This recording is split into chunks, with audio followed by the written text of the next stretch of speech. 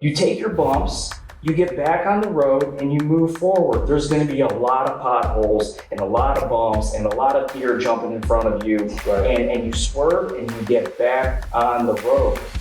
That's the point of life, is flipping the negative stuff into positive stuff, whether it's motivation or inspiration or a magical moment or a learning moment, whatever it is, keep your eyes on the prize.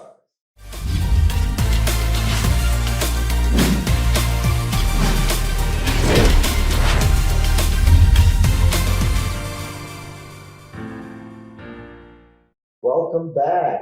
What's up? Man, it's been a while. It's been like 4 or 5 months.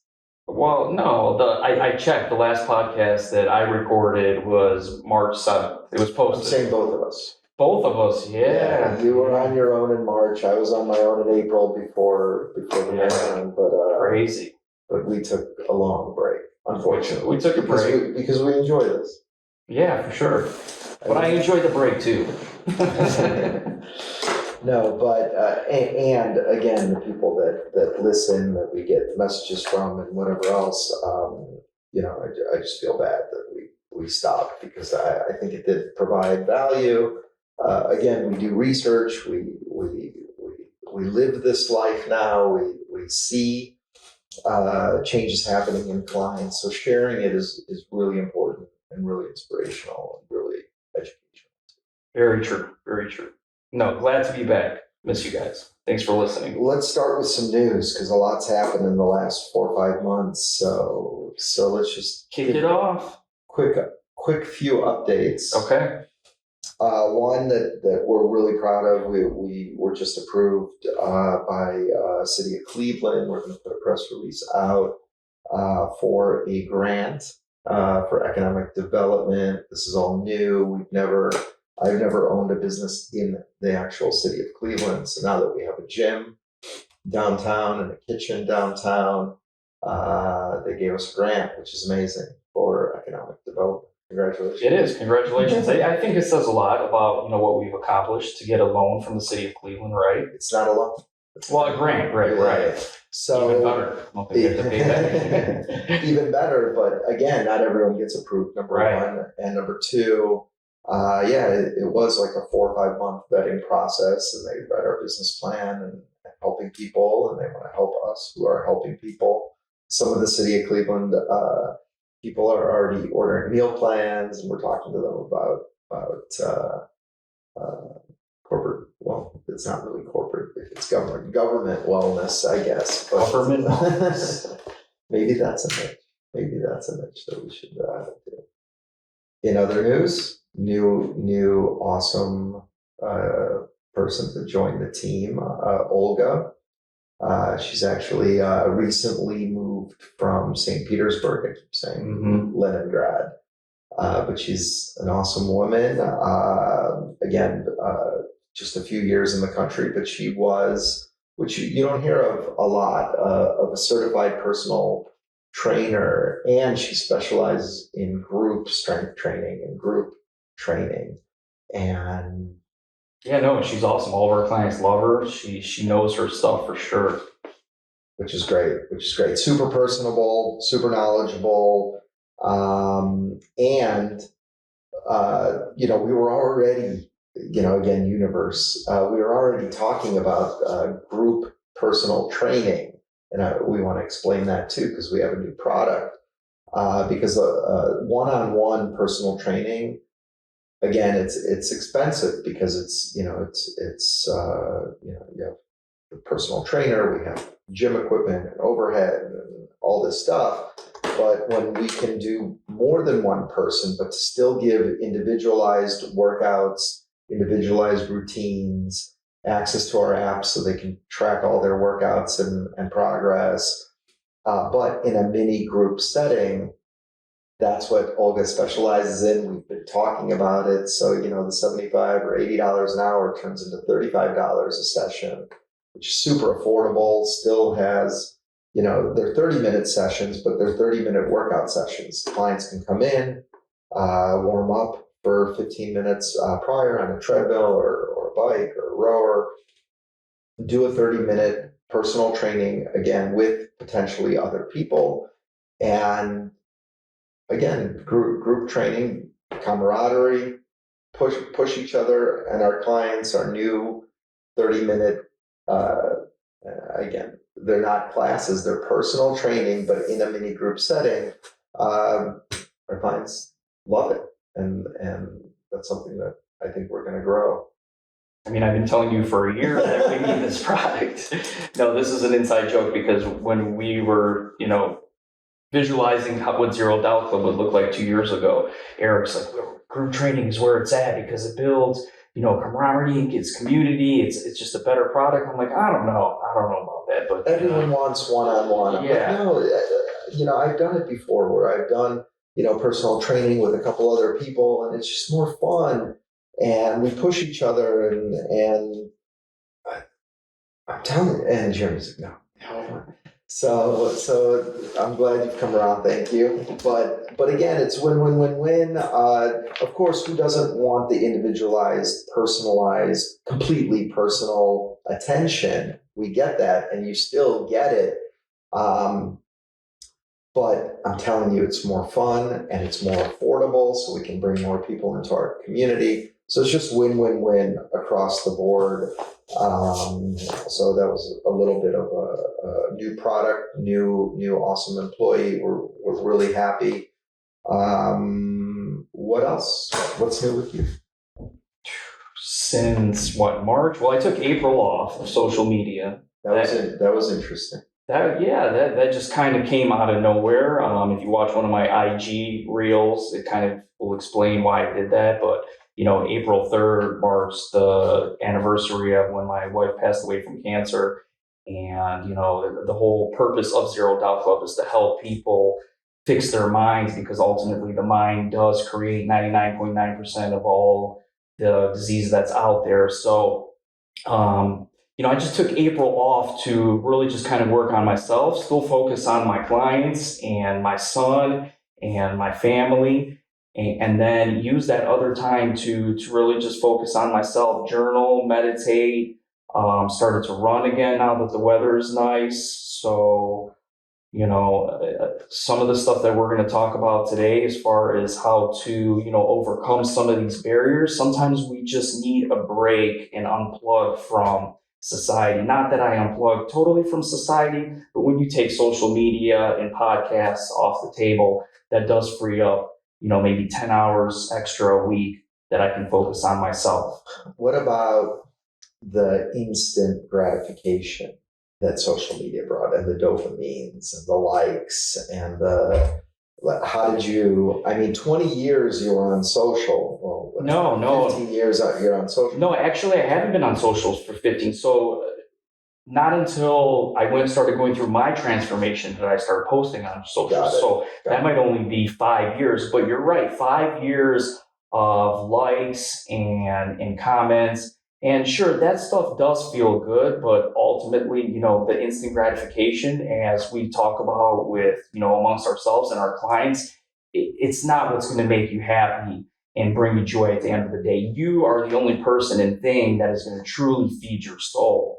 And you feed your soul by listening to what it's saying. And in order to hear what it's saying, you got to unplug.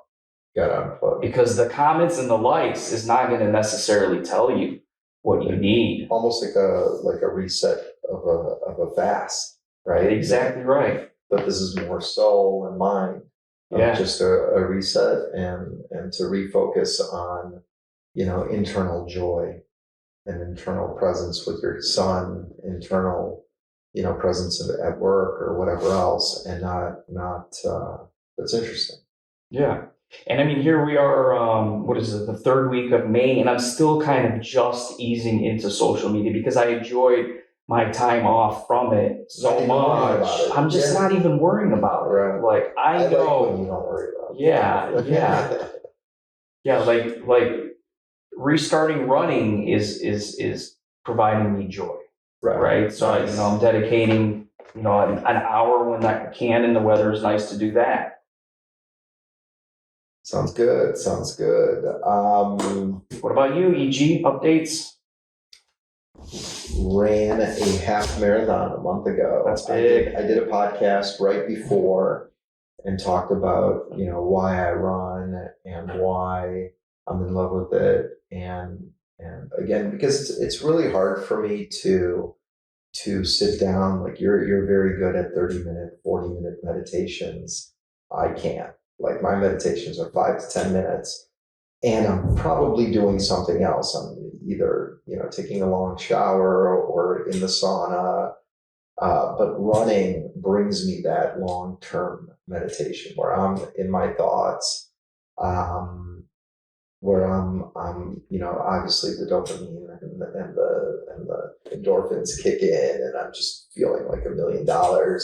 Especially mile, like I always talk about, the first mile's hard to get going. Second mile's a little easier, but then mile 3 through however many miles I'm running, which we'll talk about later on mindset and so on. But I just feel like I'm floating and I'm in my thoughts, and ideas happen and happiness happens and gratitude happens. Grieving over my mom passing 5-6 years ago from a super rare disease, and it happened so fast. What is this grieving process? And just running helps. It helps a lot. I run with her a lot. Listen to classical music. Anytime a song comes on that she used to play, like I crystal clearly see her sitting there playing with her smile and enthusiasm, and everyone else that's either at the dinner party or her grandkids sitting there. It's just crystal clear image like that will forever be stamped in my head. So I feel like I'm connected to her. Just spirituality, just nature, just there's so many pluses to it. So running another big plus we just talked about this morning is as soon as I finished that one, I signed up for Cleveland Marathon, and it's just keeping me focused on non bad things for instant gratification, like sugars or losing my diet or losing my focus on running or working out. It's just keeping me on this regimen of, oh, I got a marathon in 3 weeks. I cannot do it. And guess what? I don't feel worse. I feel better, right? It's that instant gratification of eating that cake or eating whatever. And you're just like, why did I just do that? And how many of us and our clients talk about it all the time? We talk about it all the time. It's just, we look for that, but then it's a day or two of negative thoughts, and that starts adding up. Like you start negative instant gratification habits start adding up to negative mental thoughts versus positive ones. Like I didn't eat it and I'm healthy and I'm a pound less and I feel stronger and healthier and better. And thank God I did. Like all that positive stuff leads to amazing things. So, man, I feel great. I'm running faster. 12-minute miles. I'm now at 10-minute miles, which is a big difference in 8 months. No, I mean 13 miles is not crazy to me anymore. Like I can do it. I ran from home to work, which is literally exactly 13 miles, which was pretty cool. A route that I drive every day for like 500 times to run it was very cool and different. And now driving it after I ran it, I now see the hills, that I experienced. But you can just run to work from now on. You don't even need a half electric hybrid car. No, but I think you bring up an important point that it's all about accountability, and you signing up for a marathon every couple months is you being accountable to the marathon and you being accountable to you. To me and to my family and friends and coworkers and clients. And I mean, everyone, I send out an invitation for those that want to, come to the finish line and that adds the accountability during the race. I know there's going to be 3 people, 5 people, 10. So because of that, now when you have a choice of, potentially snacking or eating something that's unhealthy, oh, you have that thought now, like, okay, like I got a marathon coming up. Let's not make this bad decision. It's Right. easier to make good choices. But again, marathon is a little extreme, right? Like the people watching might not be able to relate to that, but a vacation coming up, a wedding coming up, whatever they want to circle on a calendar to hold them accountable to living a healthy, happy lifestyle. And again, those positive choices start adding up to a new lifestyle, is my point. Yeah. Versus negative thoughts and not eating well and drinking pop and maybe drinking too much one evening. So that starts adding to and snowballing, is my point. And I've seen that, and I'm starting to experience that a lot, that the more I snowball positive thoughts and positive actions, more positive thoughts and more positive actions start happening. As soon as I turn left, it starts snowballing the other way. And I mean, we hear it from our clients too all the time. And anyway, so yeah, running this Sunday again. It's the Cleveland Marathon, so I don't know. I think there's a couple thousand runners. It's going to be interesting. It's going to be great. I can't wait. I'm ready. Prepared. I'm good. Good job, man. Last news that we want to quickly mention, and then we'll jump into the value of this podcast, although it's all value.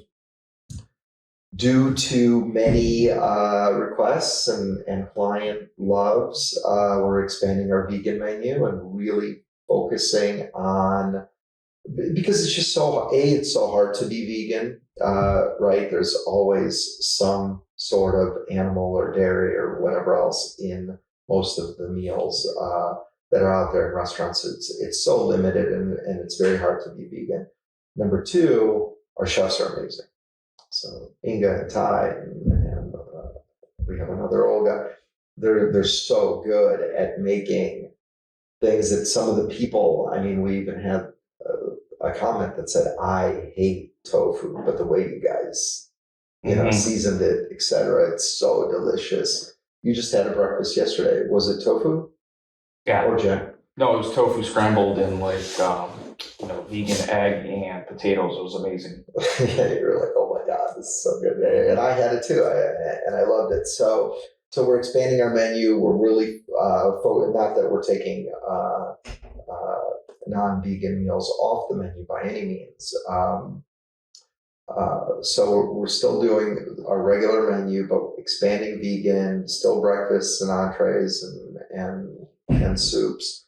But really expanding vegan from just a few meals to like 4 or 5 or 6 meals or entrees per week, new ones every week, doing some social media advertising around it, doing some marketing, doing some partnerships around it, but really excited. And there's so many benefits to vegan. Again, mental, physical, clean eating, healthy, and again, just know that you're doing the right thing for the world. The menu's great. As someone who's vegan, I'm definitely excited. I've been excited for the past 3 weeks. I think my meal consumption has doubled from Zero Doubt Club because of the new menu. Right. Yeah. But that's good. Yeah, it's good. I used to be like, why is he only ordering 5 meals? Now you're ordering 10. Yeah. That's great. The options are good. That's great. All right, let's get into it. Oh, well, the final news is that we're going to continue to do this. So I want to hold us accountable that we should absolutely continue to do this. I think you and I really enjoy it and are kind of good at it, I think. But just want to hold ourselves accountable. Let's do it. That we now do this on a weekly basis. Let's do it. Okay, That's number 2. So 10 tips for overcoming mental barriers. So the power of mindset. Mindset is everything. And having the right mindset, you can achieve goals. For me, running a half marathon was never even a goal, but having the right mindset led to new goals, led to things that I never even thought in a million years I'd be doing. And that's the power of mindset. Is crawl, walk, run. Yeah, for sure. I mean, I promise you, if you practice these 10 tips, your entire life will change. It's going to improve for the better. We get in our own ways, and these tips will kind of help bring awareness to, well, anyways, let's jump into it. And by the way, we're going to have a link below to a blog that's going to list these 10 links. Please subscribe if you want to get updates. If you're listening to it on Apple or Google Podcasts, etc., subscribe to the channel as we release new ones, especially since we're going to do so many moving forward. Subscribe to it. You'll get notifications when new ones come out. Most of them will also come with blog posts, so you don't have to take notes or whatever else. So we'll list them out. But again, the blogs aren't going to have our opinions and some additional conversation added to it. So that's the point of listening. But as far as taking notes on what these 10 tips are, and they're all awesome. Jeremy prepared for this. Good job. Yes, sir. Thank you. Okay, number one. And by the way, we kind of have to fly through them. We only have about 20 minutes. So yes, please go through the notes after, because these are very important.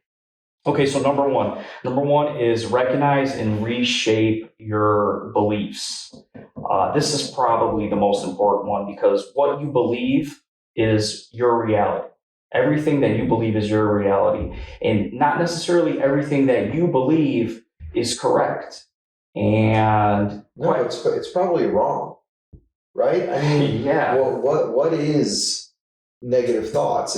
It adds, it's anxiety, it's worry, and it's all a delusion. Like, how many times do we talk about the fact that any anxiety and worries, 9 out of 10 times, whatever you envision is going to happen doesn't really happen, right? Or you're manifesting the negativity. So why not flip those thoughts into something positive? Yeah, so yesterday I finished watching McGregor Forever, and they interviewed him before he became champion in the UFC, multiple belts, and they asked him, what's missing from his life? Like, are you looking to be a champion? And he said that he was already a champion. He already had. This is before UFC. This is before he won anything and became, right. half billionaire, right? He had already believed back then that he was a champion and that he was going to be super successful and that he had everything that he wanted and he was this awesome fighter and that he could accomplish it. That was his belief. Right. And, fast forward 10 years later or even less, and he had all that. He has all that plus more. Right. So our belief systems will determine what we create and what we manifest and what's in our life. So doing an inventory of things that you say to yourself, I'm not capable of this, or it's too late for that, or I'm not smart enough to do this, you're not going to create that. You're not going to be smart enough to do that. 100%. So changing the way that we speak to ourselves is everything. And changing, again, what we believe and questioning, and not necessarily saying that it's wrong, but question it. Is it right? When did I first hear this? Was this, in childhood? Did my father say this to me? Did someone in school say this to me? Who told me this? And why am I still operating under this belief system? Do I have validity in it? Have I proved it wrong? Right. Have I proved that I'm incapable of doing something? Or is it just that's just what you believe? Again, yeah, it's just a belief, because again, I think we as humans realize that if we really want something and believe in it and go after it, it's possible. I'm not saying it's definitely going to happen, but it's absolutely possible. There's nothing, because you can always find other examples that have done it, right?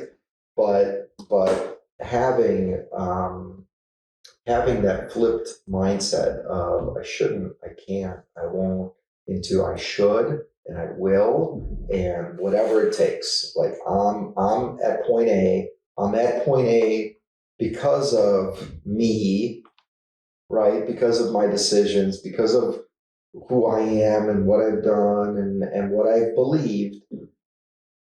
I want to be at B, and I'm willing to do whatever it takes. Whatever it takes. I'm willing to break these negative thoughts, break negative habits, potentially hire a coach, etc. And I'm willing to do whatever it takes to get to B. That's all mindset. It's all mindset. Okay, number 2. Well, number 2 is you need to set specific goals or SMART goals, kind of like what you're doing with the whole marathon thing. And you explain that, if you don't have the marathon scheduled at a certain time, certain day, that it's going to be easier for you to make bad decisions. Sure. Instant gratification bad decisions for sure. And I like SMART goals because, again, they're realistic. And I don't,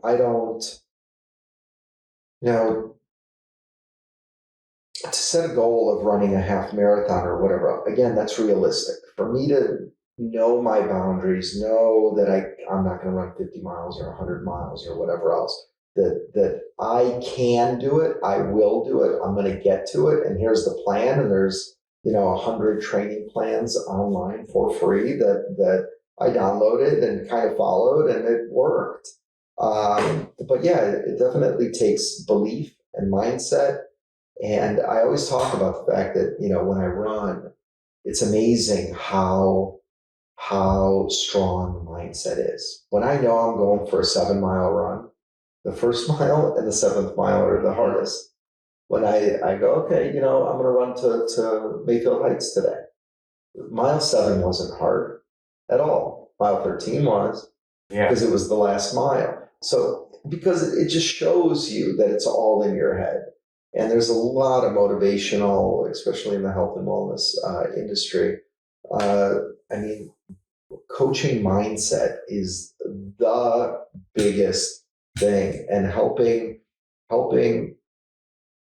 people set realistic, attainable goals, and the goalposts just keep moving to bigger and better things. And it's amazing to see that we see here too. It's awesome. Yep. And that rolls into number 3, which is cultivate this growth mindset. Understand that, okay, maybe you can't run 13 miles tomorrow and you don't beat yourself up and you stop running, but you start with half a mile and a mile. Right. And you enjoy the journey, you enjoy the process. And this could work for, business, that maybe you don't have all the skills, knowledge, or tools to start a business. Like, for example, I didn't necessarily have all of them, but I went out and I knew that I would develop them and grow them and so on and move on. And ask for help when you need it. Yeah. Which is very important. But cultivating a growth mindset is part of the manifestation as well. Because if you don't, again, there's a lot of memes online that I really like. And, to get from point A to point B is not one giant step, is the point. It's a lot of little steps. And that's the point of having that mindset that I'm willing to take that next step. Or like Stutz said, I'm willing to put another pearl on the necklace. Right? Whatever size pearl that is, it could be little, it could be big, it could mean, a big jump, it could mean a little jump, but I just keep moving forward, and my mindset is set to accomplish goals. Potentially just having progress in life is a mindset. Right? Just, I want to progress in life. I want to be skinnier. I want to be healthier. I want to run faster. I want to earn more. I want to be more spiritual. Whatever that consistent growth is the mindset. Mm-hmm. Is wanting that and then going after it. Okay. For sure.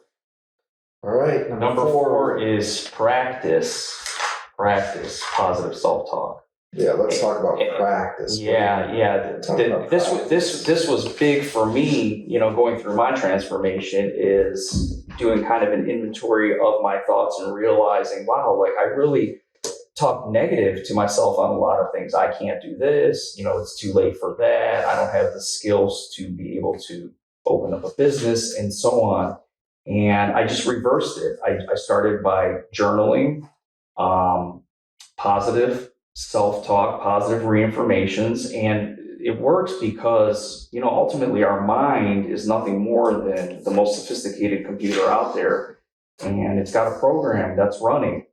And that program has been programmed since childhood, and most of it is negative because we got to deal through a lot of stuff. Life is hard. So the same thoughts that you were having as, a 10-year-old, a 15-year-old, you're probably having a lot of the same thoughts now. And it works with number one, which is challenging your belief systems, but at the same time programming your thoughts. Right. So you have 70,000 thoughts a day on average, okay, and most of them are negative. Flip the script. Go from 75% negative to 75% positive and watch what happens to your life. Magic. I remember at the beginning of my transformation, and you were coaching me, and just journaling,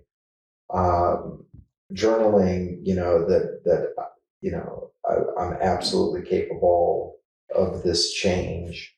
I can overcome any challenge. I just remember those journaling topics, and just repeating it is the point. The old affirmations, right? From Saturday Night Live: I'm good enough, I'm strong enough. Gosh darn, people like me. But that's the point, is that if you do the daily, what's the woman that has the podcast too? Mel? Whatever. I'm just saying, she talks about that also all the time, is morning positive affirmations, and even giving yourself a high five in the mirror. Yep. Like what that does to a human, of just really loving yourself and having these really strong positive thoughts, but at the same time also what's very important is gratitude, right?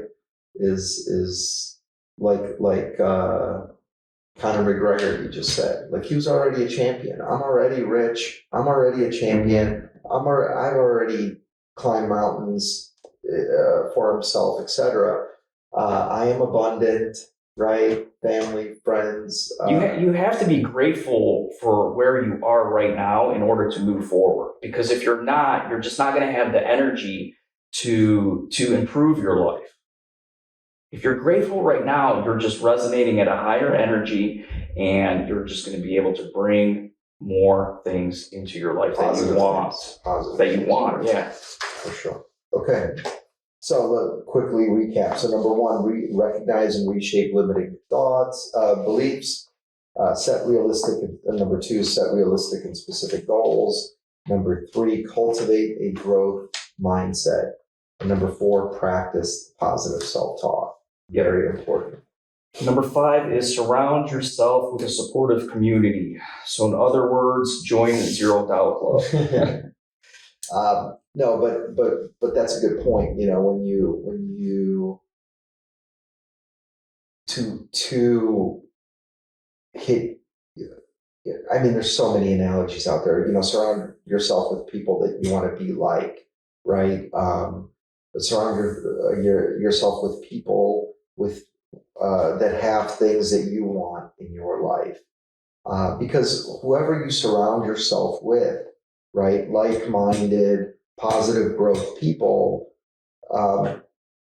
you won't want to be in negative, toxic situations. The screw this and screw that and screw him and and this life sucks and this guy did. Once you accept accountability of your thoughts, who you are, where you're at, etc., and say, okay, I want positivity in my life. I want joy. I want peace. I want health. I want. Surround yourself with people And of course, Zero Doubt Club is building the community of like-minded people that have all decided that enough is enough. I've tried diets, I've tried whatever else. I want to get there. This time I'm all in, and I really need it, and I really want it. It's awesome to be around people that have all decided this. The decision is really the hardest part. That accountability is that next part of, okay, whatever I did on my own got me here. Now I need a community. Now I need help. Now I need support. Now I have questions. I want to be inspired. I want to be motivated. I want to be accountable. I want to be whatever else. You're not going to be supported and accountable, et cetera, with negativity and people that aren't going through positive self growth. So yeah, this lifestyle change, people change. It's hard. It's hard. You know, there's this awesome quote of some of the things I used to think I couldn't live without, I now couldn't imagine life with. Mm. And it's a really strong statement. So it is, again, that decision to grow and to be around other people that have either grown or have made that same decision for that support and accountability. Yep, makes it easier. Number 6. Practice visualization and positive imagery. So this is important because when you do this, you're actually connected to your heart. What I mean by that is really sit and picture what you want your life to look like, what you want in your life, and sit with it and visualize as if you already had it. And see what that feels like. Because it's not mental. It's not mind stuff when you're sitting there feeling anything. It's heart stuff. And when you tap into your heart, that's the strongest force there is. So it's going to help you get there. And when the mind comes in, you'll be like, okay, that's mind stuff. But wait a second, I got heart stuff over here. I choose heart stuff. So I'm going to continue on this path and not quit and not give up. Envisioning where you're going and where you're at is like you said, connect the heart. But again, visualizing your dreams and goals, like your visualization that is part of Zero Doubt Club's story of speaking in front of it. There is no visualization too big. Like Jeremy's visualization, and we're talking about an introverted guy, et cetera. His vision through meditation, through personal work and growth was to see himself speaking in front of a stadium of 20,000 people like Tony Robbins, et cetera, in an inspiring, amazing way. So here he is, he's working on it. And it's an absolute possibility where when he had the visualization, there was no Zero Doubt Club. There was no. I was playing poker professionally. I went from playing poker professionally to coaching, training, and helping people. So literally, if your dream is to climb Everest or be a CEO of a company or start your own company, whatever to be married and to have kids and whatever else, you need to visualize it and draw it out in your mind and your heart and potentially on paper, and start taking those action steps on again, progress. Yep. Progress every day, progress every week, whatever that progress is, as long as there's progress. Yep. Even if there's a little regresses, of course there's 2 steps forward, 1 step back, always, but having that visualization. It's everything, and it helps with number 7, and that's embrace the setbacks and the learning opportunities. I'm sure you've all heard this. It's not how many times you fail, but how many times you get back up. There's a reason why that's been around for who knows how many years, and that's because it's the truth. Every failure has success built in. Sure. It's the seed for success, because in this failure, in this setback, you're learning. you're learning something that you can't go to college and learn. Right. Just like the baseball analogy, if you hit 300, you're a Hall of Famer. That means 7 out of 10. 7 out of 10. You did, yeah, exactly. Et cetera. So is life. But again, as long as the progress outweighs the regress, you're moving in the right direction. Yep. Okay.